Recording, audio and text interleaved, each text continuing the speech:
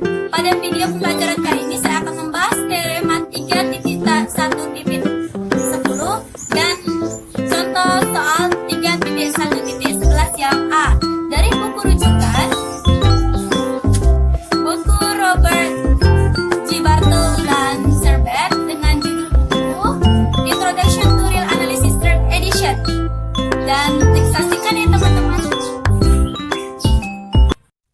Baik, kita akan membuktikan teorema 3.1.10 dan contoh 3.1.11 yang A dengan buku rujukan buku Introduction to Real Analysis Third Edition oleh Robert G. Bartle dan Donald R. Serbet.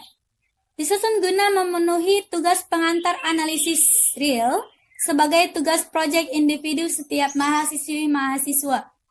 Disusun oleh Mai Maharani, saya sendiri, dengan NIM 0305173133, dengan dosen pembimbing Ibu Rusi Ulfa Hasana MPD, Pendidikan Matematika 4, Fakultas Ilmu Tarbiyah dan Keguruan, UIN Sumatera Utara.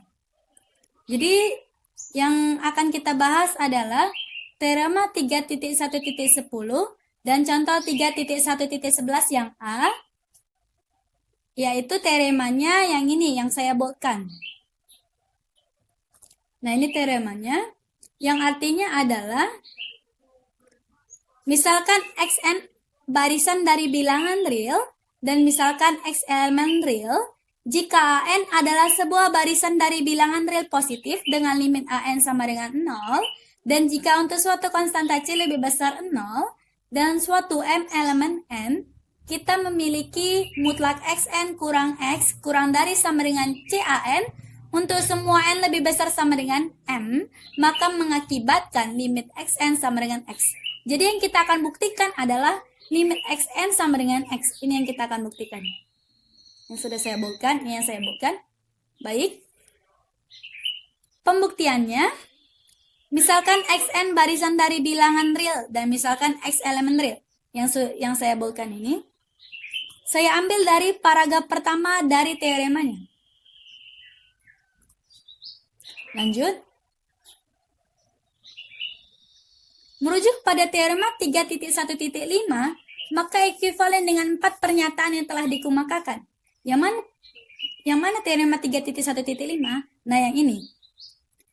Yang artinya, misalkan X sama dengan Xn, barisan bilangan real, dan misalkan X elemen real, maka statement atau pernyataan tersebut ekuivalen dengan 4 pernyataan.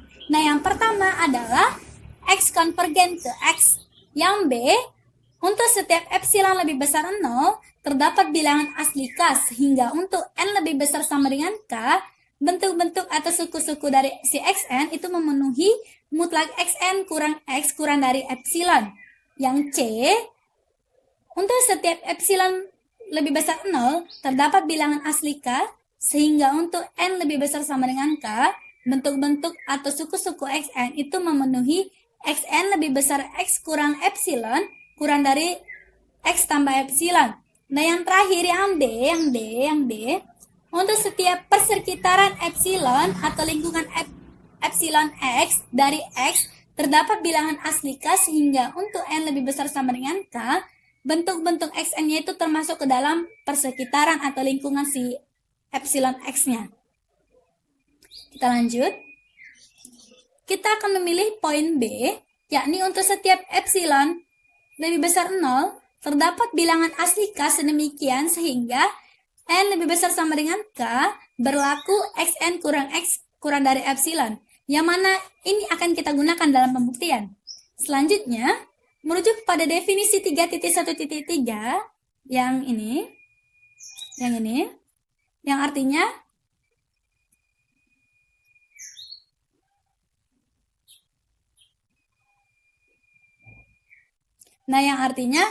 barisan X sama dengan Xn dikatakan konvergen ke X atau X dikatakan mempunyai limit Xn jika untuk setiap X lebih besar 0, terdapat bilangan asli K epsilon, sehingga untuk semua N lebih besar sama dengan K, epsilon bentuk-bentuk Xn-nya itu memenuhi Xn kurang X kurang dari epsilon. Nah, ada catatannya. Jika barisannya memiliki nilai limit, maka dikatakan konvergen. Jika tidak memiliki limit, maka dikatakan divergen. Jadi perbedaan antara konvergen dan divergen adalah jika konvergen dia mempunyai nilai limit, jika divergen dia tidak mempunyai nilai limit. Kembali kita ke pembahasan kita. Untuk sembarang epsilon lebih besar 0, karena limit AN sama dengan 0, maka ada bilangan asli K sama dengan K epsilon per C, sedemikian sehingga jika N lebih besar sama dengan K, maka AN sama dengan AN kurang 0 kurang dari epsilon per C. Oleh karena itu, maka jika keduanya ini kita gabungkan, NK lebih besar sama dengan K, N lebih besar sama dengan M, maka XN mutlak XN kurang X kurang dari C. Saya ulangi. Oleh karena itu, jika maka kita keduanya kita gabungkan, N lebih besar sama dengan K dan N lebih besar sama dengan M, maka mutlak XN kurang X kurang dari sama dengan CAN, itu AN yang sudah kita dapatkan tadi, epsilon per C, maka kita gantikan saja ke sininya, menjadi kurang dari C kali epsilon per C, sama dengan epsilon. Karena epsilon lebih besar 0 sembarang, kita menyimpulkan bahwa X sama dengan limit XN. Jadi terbukti bahwasannya limit XN sama dengan X. Sudah terbukti. Lanjut. Teorema ini biasanya disebut teorema kekonvergenan terdominasi. Karena kekonvergenan ini disebabkan karena terdominasi oleh barisan yang konvergen. Dalam penggunaan teorema ini, harus dibangun barisan AN yang konvergen ke 0 dan ditentukan konstanta positif C. Kita lanjut. Jika ada yang ingin diperjelas, silakan komen nanti di bawahnya ya teman-teman. Kita lanjut ke contoh 3.1.11 yang A. Jika A lebih besar 0, maka limit 1/1 tambah NA sama dengan 0. Penyelesaiannya, karena A lebih besar 0, maka berlaku NA lebih besar 0 kurang dari 1 tambah NA. Nah, ini itu sama di teorema 3.1.5 yang C. Lanjut, dengan demikian, bahwasannya 1/1 tambah NA lebih besar 0 kurang dari 1 per NA.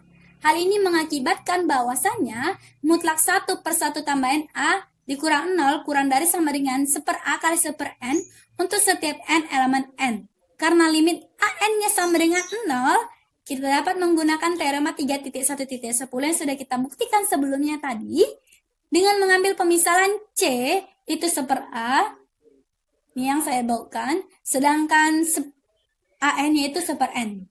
Dapat kita simpulkan bahwasannya limit 1/1 tambah NA sama dengan 0. Jadi, sudah selesai contoh kita yang kita kerjakan yang ini. Jika ada yang ingin dipertanyakan, silakan di komen di bawahnya ya teman-teman. See you! Sekian video pembelajaran dari saya. Terima kasih sudah menyaksikannya. Silakan di komen jika ada yang kurang